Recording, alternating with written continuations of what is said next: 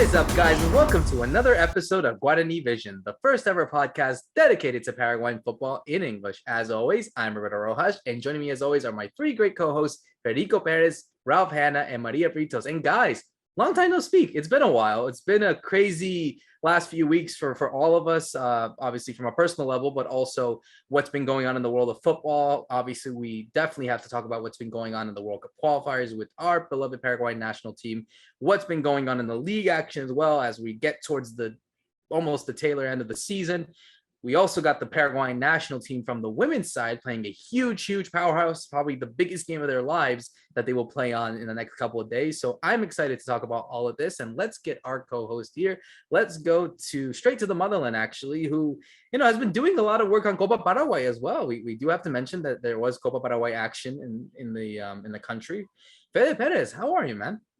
Hey, Roberto. Hi, Maria. Rob. Hi, everybody. Thank you for coming back to our podcast. Like always, happy birthday to Guarani Vision. Also, because September is our anniversary. We've been here over a year, and I just want to thank everybody that has been coming back, that just keeps getting on board with this project.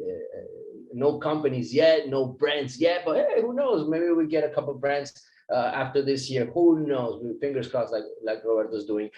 We got so much ahead of us. We got so much to look back to. Also, I was not hiding behind the rock. I was not hiding in the stands while Paraguay was playing. I will talk Albert Rojas today. I will talk about what happened in those three games.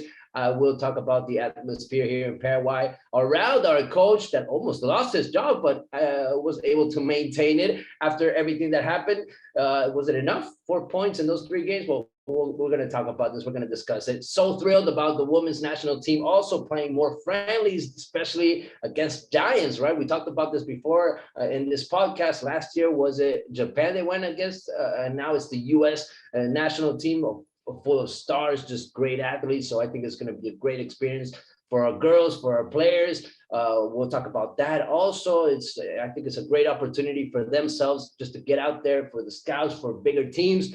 Who knows? Maybe we get a couple of transfers after these kind of games, especially the experience behind it. And obviously talk about the local tournament, Roberto, the Clausura. We have a team that's blowing everybody away, but they have a final maybe this weekend against Cerro Porteño, the team that's looking like the big rival, that's looking like the only team that can actually stop Guarani from the championship. We'll see what happens, and we'll have a preview about this game also. We got so much to talk about. Just say hi to everybody.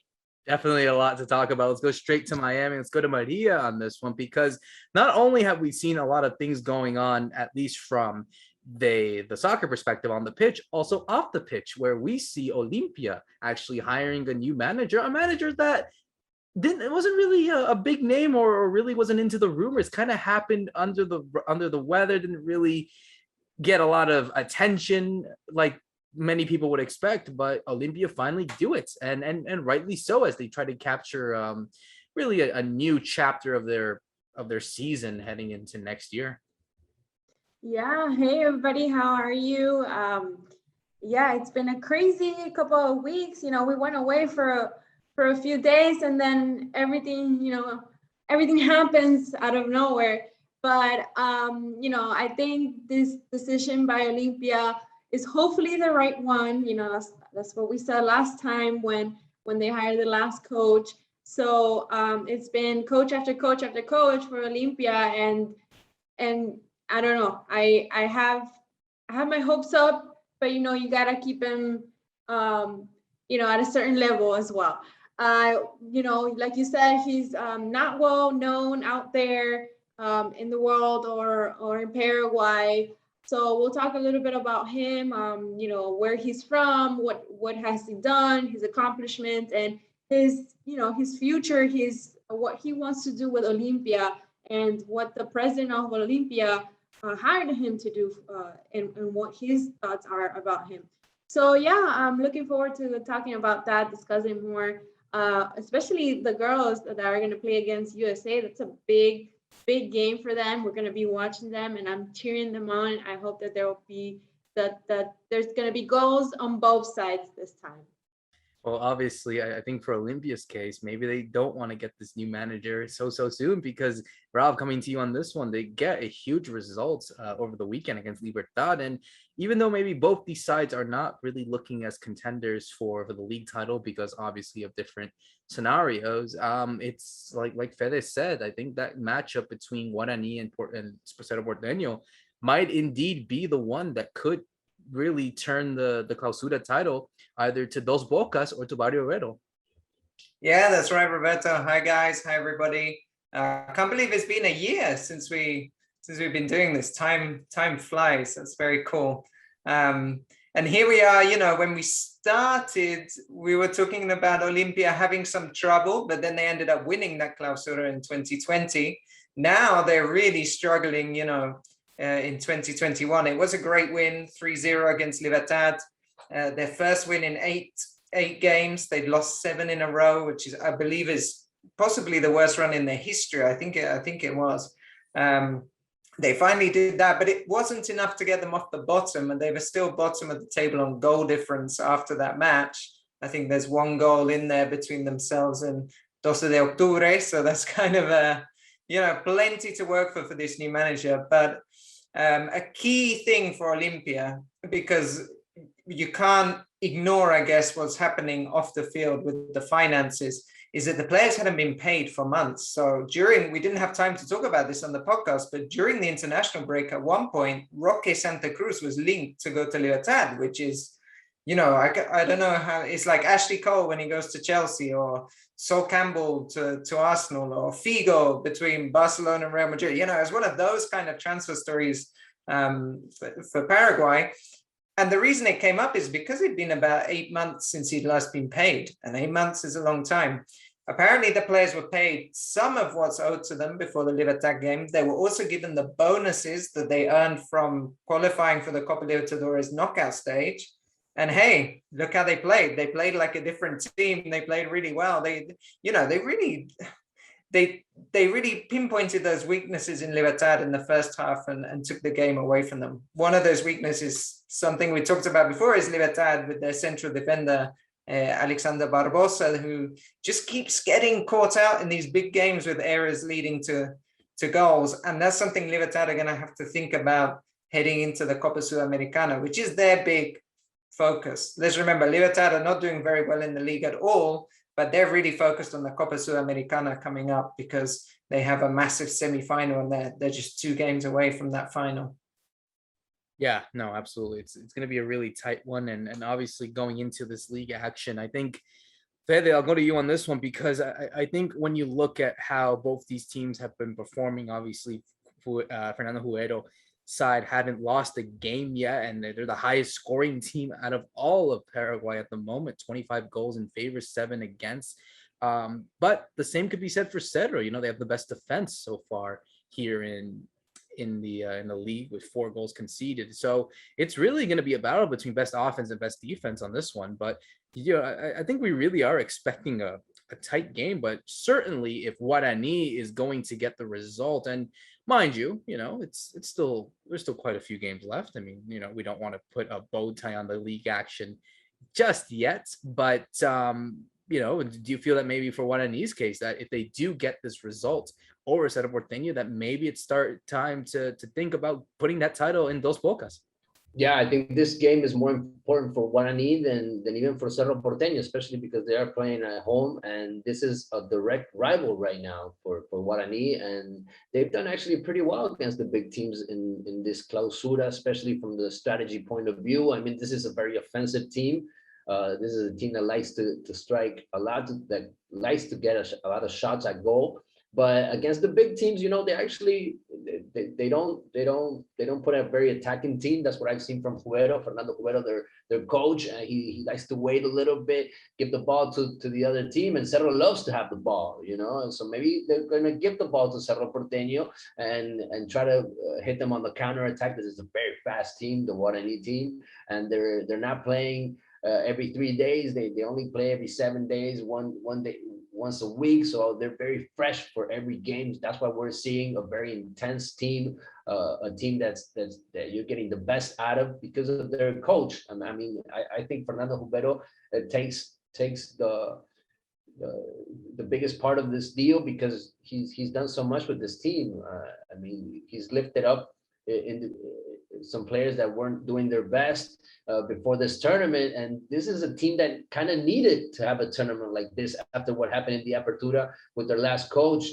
Also for Cerro Porteño, after they were done with the Libertadores, you were kind of expecting for this team to be head on and fully prepared to actually try to win the Clausura also, because the Apertura was for Libertad. So you're waiting for all these big teams, the historical teams, to actually try to make a run for it. Olimpia, unfortunately, is dead last, so they're not in there, and you actually see the only team that can stop Guarani right now, because they're just on this sweet run and everybody's feeling so good about it. You can see it in every game. It's this Cerro Porteño, which is a very strong team. They kept their base of players these last couple of years. They have the same coach with Chiqui Arce, and something special is happening there in Cerro Porteño with the young players, with players that are coming about again. And I think Cerro is ready for the challenge. And I think this is probably the only team right now in the Paraguayan football that can stop this very strong attacking Guarani team. What are you going to have to stop from this Guarani team? You're going to have to stop Fernando Fernandez, their goal, their best player up there, their best striker, especially when he gets in the box. You're going to have to stop Jose Florentin, also the best midfielder right now in the Paraguayan game. He's scoring so much. He's top scorer, actually, of the Paraguayan league. So you are going to have to stop some of these players. And they try to even stop their goalkeeper, right? Because this is something that has been going on off the pitch. Rob can actually mention a little bit about it. Also, Cerro Porteño and Guarani are going back and forth, making complaints about different things. I mean, it's kind of weird what's going on. People are expecting to just keep in mind what happens in the pitch, but the presidents, they're taking the game outside of the pitch, and they're going on with these things that we usually see in the Paraguayan game, unfortunately, because Cerro Porteño lost their goalkeeper a couple of games ago, and it was because Guarani protested, or Guarani said something about it. If not, he wasn't going to get banned. If not, he wasn't going to get sanctioned. So, and now Cerro Porteño does the same thing against Guarani's goalkeeper. So, how do you interpret this? What can you think of this? I don't know what to make of it. I just think that the presidents and every team is just trying to take advantage of what they can. Right, Ralph? Yeah, is this old school rivalry of Cerro Guarani that maybe we didn't see for a while. I remember when I first moved to Paraguay, Guarani have been champions, and one of their best players was a guy called Jonathan Fabro. Jonathan Fabro moved to Cerro, and that caused a lot of problems within, I think, the board of Guarani, who weren't very happy with that. And there was even there was a lot of bad blood. It spilled over even into the crowds at that time. I remember there's a game around 2011 that's suspended because Cerro fans actually threw something onto the pitch at the then goalkeeper. There was a lot of bad blood between the two sides. That's died down, over the years, but it's interesting to see suddenly they're rivals for the title again, and you start to see, and it's almost the same people in the board of directors that are still there 10 years on, and maybe this has, I guess, stirred up some old emotions, because like Fede said, Guarani got the Cerro goalkeeper banned. They were the people that made the complaint over an action he did with another player, Mateus Gonzalez, but Guarani weren't even playing in that game. So now Cerro Porteño have done the same thing, looking at the goalkeeper of Guarani, saying that he said something untoward during a match, which is, I won't repeat here, but it's something that gets said on the pitch quite a lot, I think, in games, and usually teams wouldn't make a complaint, but Cerro kind of took the advantage there, and they made the complaints, and so now Gaspar Servio will be banned for the game against Cerro Porteño, and he's, funnily enough, the third top goal scorer because he's been taking the penalties. But to bring it back onto the pitch, I think Fede kind of wrapped it up very well, that this is a game between a team that really likes to attack in a very intense way, and then another team in Cerro Porteño that like to build up the game with lots of possession over over time, look for weaknesses, look for gaps. The really interesting battle, I think, is we're going to see two. One is in central midfield with Jose Florentin, that's playing so well, and Cerro Porteño without Matias Villasanti, who's now moved to Gremio. Villasanti would have been the perfect player to stop Florentin getting into the box or tracking his runs or holding. So that's maybe going to be a job for somebody like Coyote Rodriguez, who's come in recently. And then you have on the right-hand side, Cerro's right-hand side, somebody like Alan Benitez might be playing again. And he's going to have to defend against this Piro Contreras, who's playing really well on the left-hand side for Guarani, a very fast player. So I think those could be two key battles we're going to see in this game. And who comes out on top, I'm not sure. It's going to be a hard one to call. This is one thing in Guarani's disadvantage, I would say, is this is not Juvero's best start with them in the league.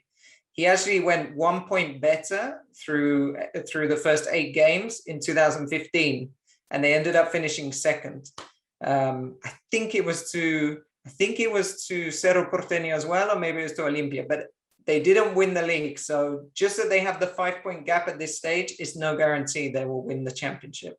Well, it will be a very tight contest, and I think certainly a lot of things could be made if we do see a victor in this one. One, it gives Guarani the advantage that could lead them into the title, and for Cerro's case, it puts them back into the race. But yeah, it kind of is that kind of feeling of bad blood, that kind of rivalry that maybe Olimpia and Cerro had for quite some time. You know, Libertad also were in that discussion. So now we're starting to see Guarani, who, you know, with their right, they always do like to contend. They have won league titles in the past, but now they are making the case again. And with someone like Juvero, who knows the club, who has the experience, have done so many great things with them, now becomes an interesting challenge. So I'm excited about this one. And definitely now leading into our second topic of the night is the game that we had mentioned that I think we're all very excited about. I think certainly, especially for us three who are based here in the States, Fede, you, of course, did live in the United States for quite some time, so you know exactly what we're talking about.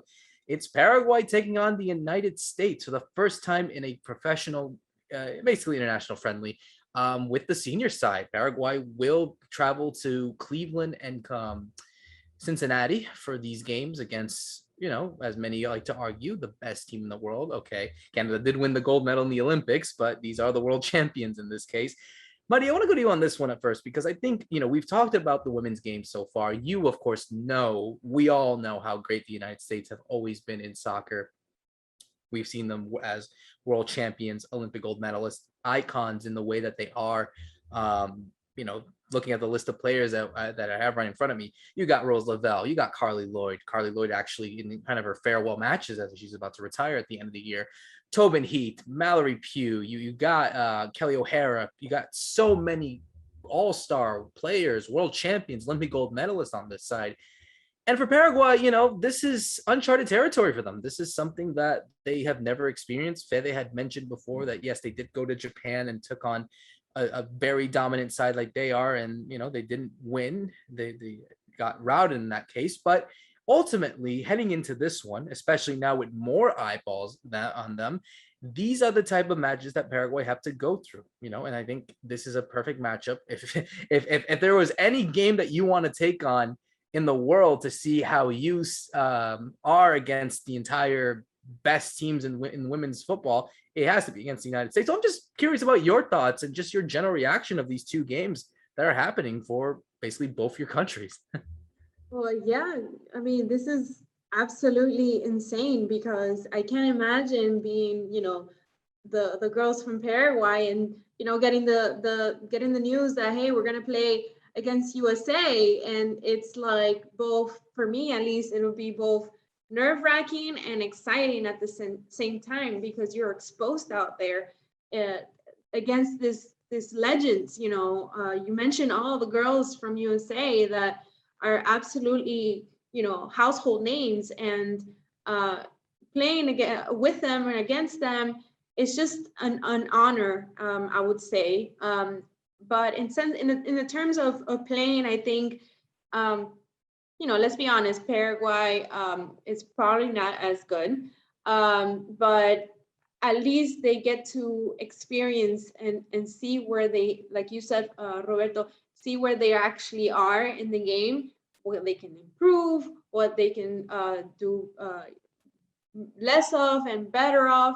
So not just, you know, being exposed out there for the girls to move on to other clubs in the future, you know, getting scouted by the talents, but really to expand and make their game better, because eventually you want Paraguay to be in the same level, hopefully, as USA one day, you know, fingers crossed. So to me, I will have Paraguay if I was, you know, the coach. I would make sure that the girls understand that the assignment here is to put your best out there and show what you can do, show that you know, you're not on the same level, but you can get there. So you know, let's hopefully they don't get trashed like they did against Japan, although USA is well known for doing that to other countries. So for me, at least, it'll be an exciting time, nerve-wracking time. For the USA, I mean, yeah, it's gonna be an easy peasy cake for them. It is a friendly, so it's just to get going and get started for the USA girls. But for Paraguay, it's just a tremendous time. I can't wait to watch it. You said, Maria, that you can't believe or you can't imagine that they're playing against them. Well, I've been speaking recently to some players. So I was speaking to Cari Vega, who she played in the game against Japan. Fans of the podcast will remember we also interviewed her. She's not in the squad. She's coming back from injury at the moment.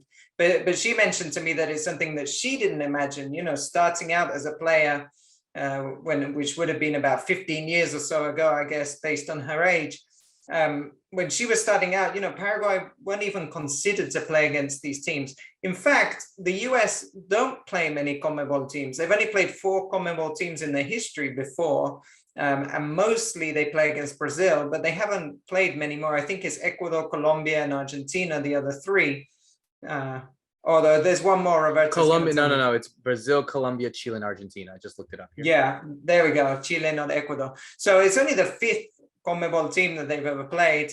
It's a really big moment for Paraguay, the federation, in terms of, okay, we can organize these important friendlies. But I think, to Maria's point, this is really about trying to work out where you are in the hierarchy, because they're not going to win.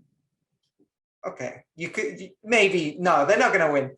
The assignment here is to try not to lose by more than 4 or 5 goals. That's the realistic point. But then I think the other thing is to see, you know, what kind of facilities are out there. Some of these girls won't have been to the US before. See some of the facilities, see how women's football, which is professionalized in the US, unlike in Paraguay, you know, see what you can achieve and start demanding that back in Paraguay. I think that's part of the idea as well, is to say, look, if we want to compete, then we're going to need to improve some of the infrastructure in Paraguay. They are doing that, by the way. There's a high performance center specifically for women's football that's still under development in Paraguay. It's not ready yet. So the girls have been training in the Olympic Committee for this game. So there are lots of plans underway. But to Maria's point again, this is going to be quite a long road to try and get close to competing with the US. And the big aim, of course, is to do well in the Copa America, because if they do well in the Copa America, then you can snatch a place at the World Cup. The Women's World Cup, for those that don't know, it's expanding to 32 teams in 2023. So there's going to be an extra space for CONMEBOL teams. So it's Paraguay's best chance yet of qualifying. They've never qualified for the World Cup before. Yeah, absolutely.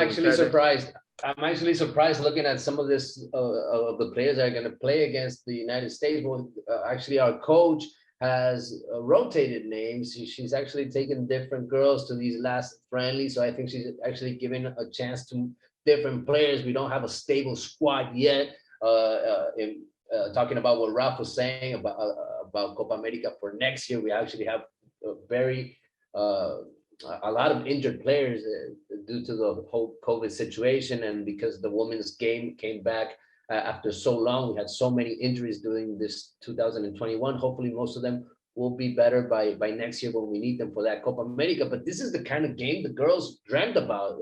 That's what I was listening about, what Marie and Ralph was saying. I mean, this must be in the head of these girls since they were little. So it's the first time for our girls against the U.S. team, and it must be special for them, for everyone that's going to be part of this experience. And I think it's all about that. I mean, I don't really want to know what the result is going to be after this game. That's not really my concern. I think it's all about the experience. I think it's all about going up against one of the strongest teams in the world. I mean, we're very far still from trying to beat these kind of teams, Japan, the US.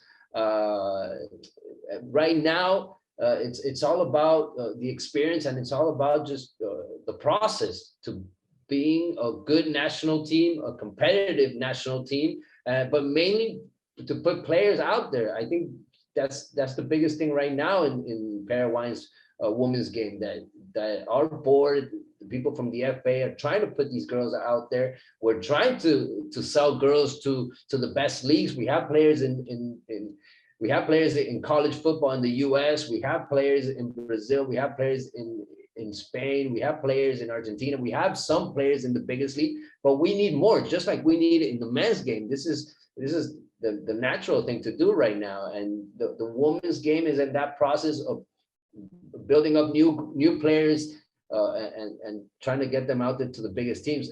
Look out for some of these players also. Alicia Bobadilla, our goalkeeper, she was champion in this year in Argentina in San Lorenzo. Fanny Gauto, she's killing it in Colombia. Fanny Godoy also. So these are some of the players that you got to try to follow in these games, just because you want to see them evolve. You want to see them take their game to the next step. And we're actually going to miss a couple of very important players. Pirayu Martinez, our best player, is not going to be with this squad in the US. She usually doesn't play these friendlies. We're probably going to have her only for Copa America. But you know, this is all about the experience, Roberto. This is all about the girls leaving Paraguay, traveling to the US, and going up against one of the best rivals that you can get out there in this women's game. I was going to say, Fede, you said one of the strongest. I have to regress. It's the strongest. It's the #1 team in the world. It's the reigning world champion. I mean, yeah, you gotta put it there. I don't want to be biased as well as an American and like everyone else here, but it's literally the best team that you could play in this type of game. So yes. And to your point as well, I think obviously, we don't expect, obviously, we don't want to wish them to lose, obviously. But that being said, I think, if, you have a lot of young players as well, some that are even in Paraguay, not just those that are playing abroad or in Europe or something like that. Who's to say that, and mind you, USA Soccer, USWNT, Twitter, social media is huge, people watch these games, not just fans, scouts, people that are involved on so many teams, especially here in the NWSL. Who's to say that, one of these teams will get a Paraguayan in the future? Who's to say no? I mean, you put on, it takes that one single moment. We talk about that in the Copa Paraguay. We talk about in games in the World Cup qualifiers, Copa America, all these type of Libertadores, Sudamericana, all those games in the men game. But this game like this, even if they don't win, and I don't expect any of them to, I don't expect, unfortunately, Paraguay to win both these games. But if you can play well and you can match yourself up, then you got scouts out there. You got people that think, wait a minute, okay, we need to try it and see what this Paraguay game is. And then you see more exposure coming up. Obviously, the sport has changed so much. So now you have access to it more than ever before. And yeah, that's generally it. I think, obviously, you're never going to get a much more. It's a once in a lifetime opportunity, but also it's a once in a lifetime opportunity to show and prove to yourself what type of player you are. Because if you can do that against the best players in the world and impress in some shape, then who knows? It can open a door, and I think it will. If and when a certain player, like you had mentioned, Fede, maybe the ones that are playing like Bobadilla or Fanny Gauto or something like that, they have a stellar game in their sense, and maybe they can get shipped into the United States very, very soon, or to Europe or somewhere. And yeah, it's a gradual evolution, you would say. And for Ralph, yeah, going to your point, I think this is the best preparation to have, because obviously Copa America Femenino is next year, and obviously that's going to be the qualification process for the World Cup. They obviously want to achieve that more than anything. And so if they just keep getting games like this against the United States, against teams like, I don't know, Canada or Sweden or like we mentioned, like Japan, like those type of teams, it will help them tremendously and show that they can evolve as a better team. It's also going to be for most of these players, maybe bar Fanny Gauto, who plays in Colombia, that usually get big crowds, but they wouldn't have played in crowds of thousands of people before. I mean, at the moment, fans aren't allowed back in Paraguay, but even pre-pandemic, a lot of the games were played in very small stadiums. It's only really been this year that they started to use what I would say kind of professional stadiums. So for a lot of players, is that kind of experience as well, is playing in front of thousands of fans. And that's another motivation to take the step to then try and get out of your comfort zone and move, because there's also the issue here that women's football, of course, doesn't pay as well as men's football. So there's a big push at the moment for equal pay, not in Paraguay, I mean globally. In Paraguay, the players are more looking for some kind of equal conditions, like playing in good stadiums where they don't get injured and that kind of thing. But for a lot of these players, they might be between the ones that are still in Paraguay of, do I go now and take this as a career, which will be a short career as an athlete, or do I dedicate to something else? A lot of these players have been to college, like you say, and they have degrees and they've been to university. So they might prefer to go into that career instead. That's the reality. It's very different to the men's international team, when we're talking about Paraguay specifically. That's the thing as well, not just to better yourself career-wise, but also financially. If they can get that opportunity to get out of their comfort zone and move to a country that has that kind of pay to pay for wages and whatnot, it can change a lot for them. It can change a lot for their career. So of course, here at All Guarani Vision, we are wishing best of luck to the Ave Roja, and hopefully they can put on a good show and impress us in some bit, and hopefully maybe even surprise some United States fans here in both these games, which goes now into our final segment. And I think the one that a lot of people really had to start to think about. Obviously, it's the World Cup qualifiers. Paraguay played their 3 World Cup qualifiers for Qatar 2022. They played 3 of these games, one in Ecuador, which ended in a 2-0 loss thanks to 2 last-minute goals from Felix Torres and Michael Estrada before traveling to Paraguay to play against Colombia at the Defensores, ending in a 1-1 draw. Tony Sanabria opened the scoreline in the 40th minute before Juan Cuadrado converted his penalty, which added a bit more pressure now into that final game of the combo of basically the triple header, where they took on Venezuela and won 2-1 thanks to goals for David Martinez in the 7th minute and Kaku Romero in the 46th minute. Fede, I know that you have had quite a interesting spell on Berizzo. You had so much patience towards him, now heading into almost 30 games at the helm. And, I'm sure you being based there, you have a better perspective of what's been going on. It's been talked about on TV. It's been talked about on radio. The fans, they are not happy about Eduardo Berizzo. They are not happy about this team. But ultimately, as we speak right now, Paraguay are currently in 6th place in the standings for the World Cup qualifiers, only 2 points behind 5th place Colombia, who are occupying the final playoff spot, who in turn also have the same points as Ecuador, who are in 4th place. So I just want your thoughts on how you have assessed Paraguay's 3 matches, what went wrong, what went right. Obviously getting the win against Venezuela, but what's just your assessment of everything that you saw from the Ave Roja? Well, you really have to love this country, this flag, the Ave Roja, to stick with this national team right now, getting into the football itself. After not going to the last 2 World Cups, people are nervous, anxious, jumpy, impatient. I don't know what to call it.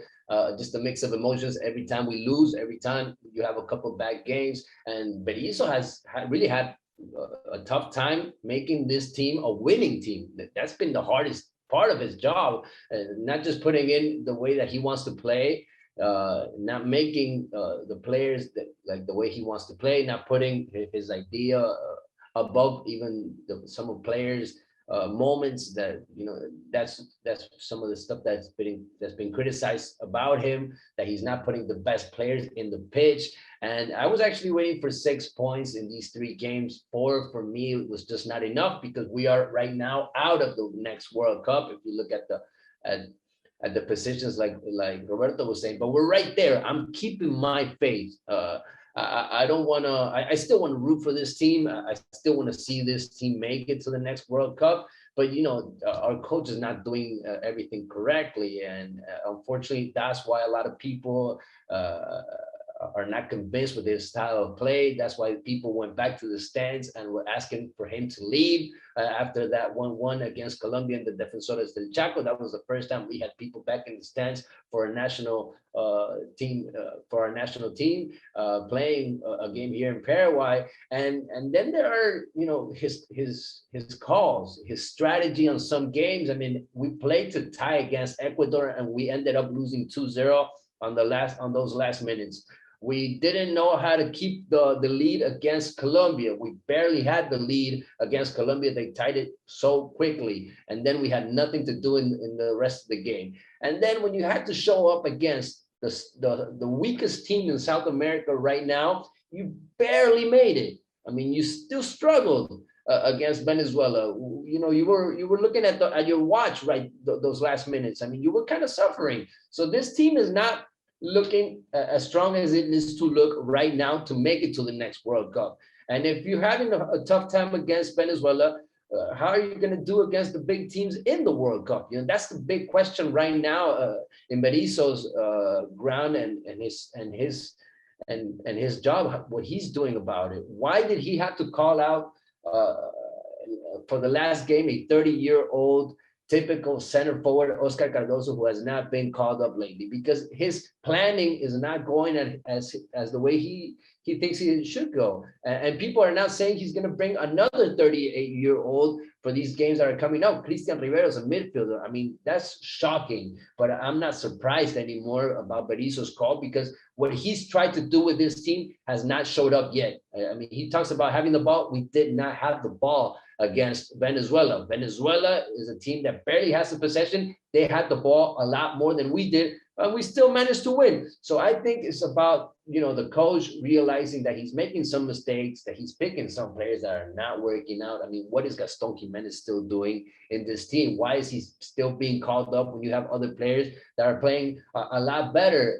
Roberto's mentioning me right there, Hernan Perez. A lot of players are just not showing up, and they are still being called up. Did we miss Miguel Almiron, which is one of our stars? We didn't have him in this 3 games. I think we didn't miss him, actually. I think it was a great opportunity for other players to show up, but Berizzo really didn't give them that much of an opportunity. I thought Oscar Romero was going to have a lot more playing time, and he barely got it. I mean, in that game against Ecuador, we saw Santiago Arzamenda, a left back, playing in midfield. I mean, that's the kind of surprises Berizzo throws at you in these strategy that are not working out from the teams that he's putting out there from the first minutes. And then you have players that are showing up, that are being awesome in what they do. Angel Romero, Kaku Gamarra, and who else can I mention? Brian Zamudio, which is a player that actually convinced me during Copa America. Also, I think these players need to be in there. I mean, you're the coach.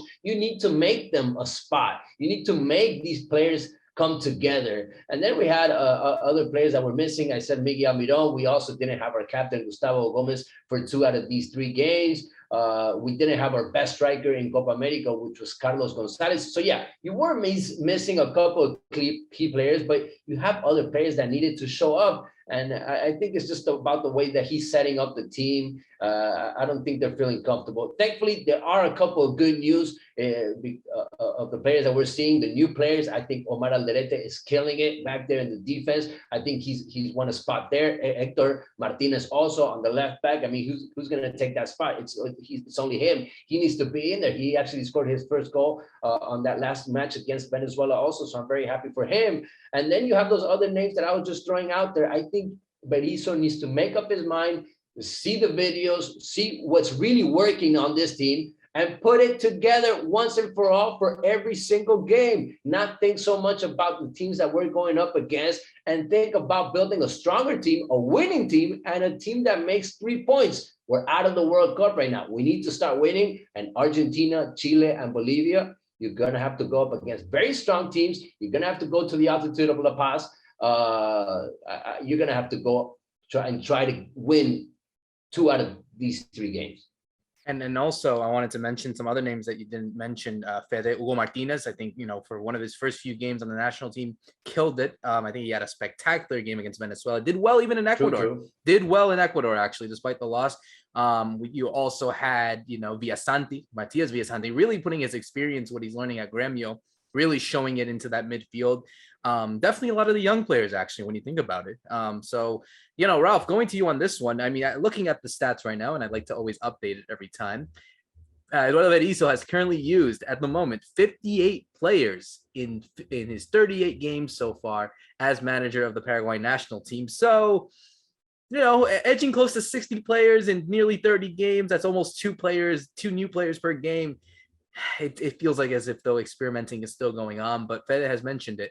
You're not seeing these type of performances that are consistent. And that was the issue going on. The fact that you got 3 different results in 3 different games using completely different sides, using players that are not in those positions. It's frustrating. And now in a vital stage where, it's not even the case of us trying to get the results needed. It's also now depending on what's going on in other results. You have Peru, you have Chile, who are down there, below us, but, we can't have them get points. We can't get Ecuador. We can't see Colombia do it. So, it's really out of control right now, out of our own hands. But, certainly they can try to at least, coming off of this game that they won, at least with a bit more confidence heading into the next 3 games next month. It's hard to find the confidence, Roberto, because of what you're mentioning and Fede's mentioning, that he keeps changing the team around. So if you're a player in that squad, do you feel that confident that you're even going to play the next game? Do you feel confident that the player you like playing alongside is going to be with you? So take the example of Matias Villasanti. Lucena was there sometimes, was not there. I mean, I think he picked up an injury, if I remember rightly, but he keeps changing the team, so it's hard to form some of those bonds. And we talked a bit about that in the preview show, saying it looks nice because he's built a team around the Copa America. That's what we thought. And then we saw some other players come in, or the players that played more Copa America were then not picked. It was a strange combination of games. But saying all of this, I'm still of the feeling, because a lot of the feeling was, should Berizzo go? Should he be forced to go or step down? Should he continue? I really think he should continue, because you're at this key moment, as we're talking, that the Paraguay is still in it. It's only 2 points. So you wouldn't want to throw out Berizzo and try and bring in a new manager with, you've got 2 weeks until this combo, then you've got like a month until the next one. All of that transition, the likelihood that you pick up results would be very low. So you have to stick with Berizzo. It is a bit of hope and faith that he does start putting some of the things together, because I think in every game you see a good 15 to 20 minute spell where you see, okay, this is what Paraguay is trying to do. This bit makes sense to me. The problem is 2 things, I think, is one, trying to maintain that for a full game. Especially Ecuador is a case in point that you're playing at altitude. It was very hard to play without the ball for so long, because you're just chasing people. What did Ecuador do? Bring on some very fast players towards the end, and they just ran straight through. Like Gonzalo Plata was just running at Paraguay, and they were just tired at altitude. And then what we've seen is the other thing of, when coaches do want to make an adaptation, that Berizzo has to be ready for it. I think sometimes he's not quick enough to react, or he doesn't make the right choice around the 60-minute mark. A lot of the games, if we go and check back, Paraguay have had the lead in a lot of these games. Colombia was one, but also Peru, the Bolivia at home. They've held the lead in games. Even Argentina away, I think we were leading. So we've been holding the leads in games and giving up points. So that's really the area we have to work on, because to Fede's point, we have to start winning games. If we don't win games, there's no way you can get out of this very tough situation, because the easy games have gone now. Bolivia at home's gone, Venezuela at home's gone, Peru at home is gone. I guess we have Ecuador at home. That's the other easy game. But that's it. Bolivia away is very hard because of La Paz. The next home game, Argentina. Then we got Chile home and away. Those two are vital, by the way. I think Paraguay must take 6 points against Chile, home and away, to have a chance in this in terms of qualification. So the away game is the one coming up in the next combo, which is very important. I want to go to Maria on this one, because I think a lot has been made about Eduardo Berizzo. Obviously you've seen it on social media. We've even talked about it, about how so many fans want him to go, but I feel like it's almost impossible to let him go because, unfortunately, Paraguay does not have the side to, really adapt to a different style at such a vital point of the World Cup qualifier. So I think regardless of what happens, if Paraguay make the World Cup or not, you're just going to have to stick with Berizzo. As much as the fans are probably not going to like that, I think certainly, even though that they won the last game, they still want to see him go and opt for more options that are more domestic. But, it seems as if the at least from what we're hearing from, from sources, or at least on social media and people that are more involved in the sport, is that the players, who in their part are probably the most important voice in all of this, have the confidence in Berizzo and are really sticking with him for the qualifiers. Well, yeah, I think you pretty much took the words out of my mouth, Roberto, because it's really frustrating seeing, especially after this time around, the way that Berizzo acted, the way that he didn't give the press conference at the end of the Colombia game, because it felt like a defeat.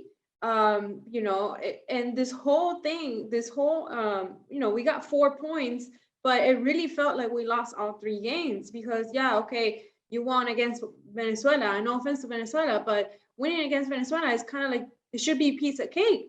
But like Fede, or I think it was Raf that said, you can't just win against Venezuela. You looked kind of like defeated there. You look tired. You look like you didn't know. You got to win in style. You got to win in style for these type of games.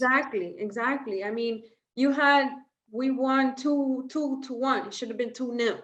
You know what I mean? So it's with Berizzo, it's really frustrating. But like you said, we have to stick with him. It's really, I don't even think it's the players anymore. It's really just him. It's really just Berizzo. And I'm going to say something, and I don't know if it's correct the way I'm saying it, but I feel like since we are always hiring coaches that are not from Paraguay, the feeling is not there. The feeling is not the same. You hire coaches from your country to do that job.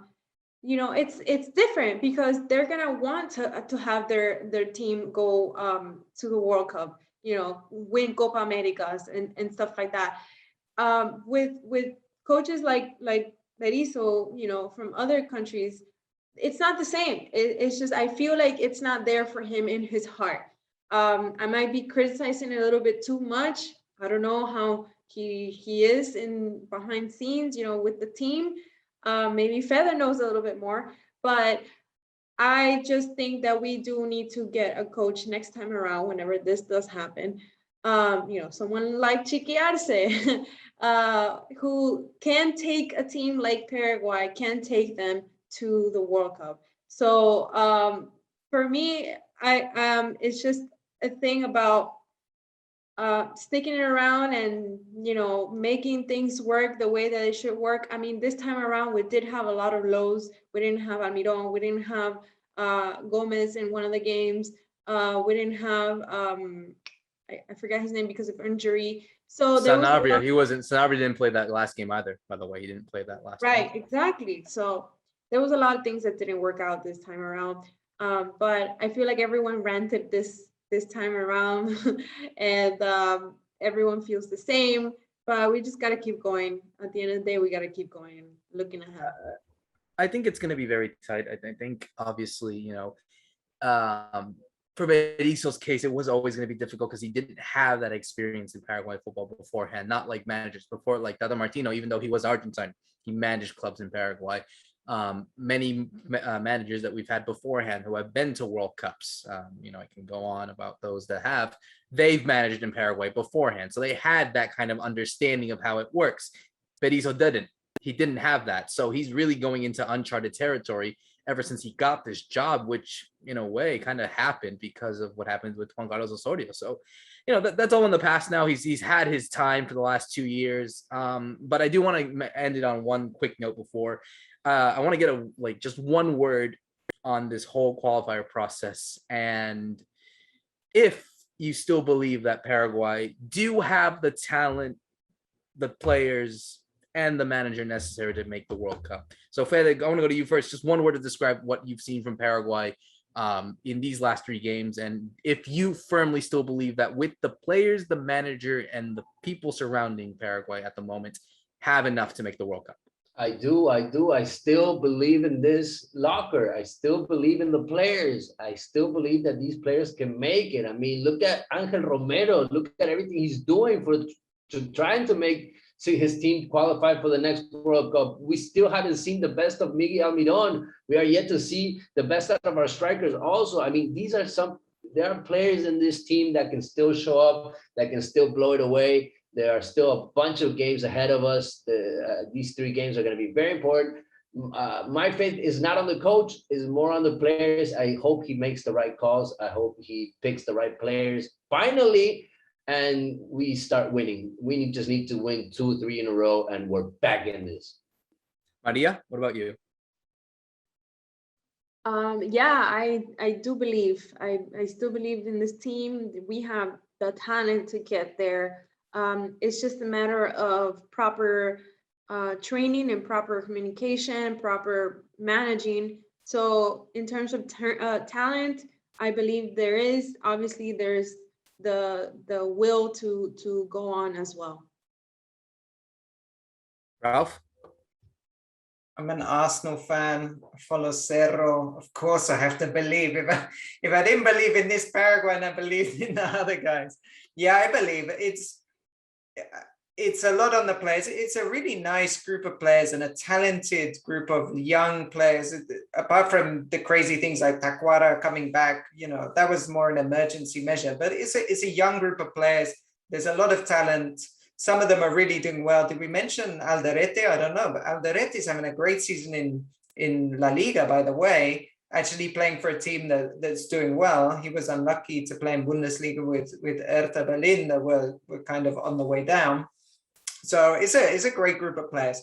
So I believe. And then you said like one word, was it to describe how we felt from these last 3? Oh, just like general impression. Like for my word, I would say it's inconsistent to pick a word. Yeah, I'd say frustrating, I guess, because there is that talent, but it's not quite, we're not seeing the fruition, I suppose. It's a long process. Anything can happen in these qualifiers. Obviously, they're not Brazil or Argentina, but I'm sure a lot of these countries are also feeling the same way as well. Colombia might be feeling the same way. Chile, Peru, even Ecuador, even Uruguay. I mean, they did get the win over the few games, but they're still not looking as a side as convincing. And it's tough. This is it, but it's tough. You have to get these results. And ultimately, Fede, it's not just the case of just, trying to perform in the World Cup. I think the case is just qualifying first. That's all that happened. I think that's what they need. Did anybody actually think that this qualifier was going to be easy? I mean, no, absolutely we haven't been not. to the last 2 World Cups. Every game is going to be a battlefield for us. I mean, that's where I try to talk to people. I try to convince people that we're not a power team right now. We're not a powerhouse. I mean, people are expecting for us to blow away every team. And right now, most of the South American national teams have actually evolved, have gotten better. And we actually took a couple of steps back. And right now we're trying to build up something that might lead us to a World Cup.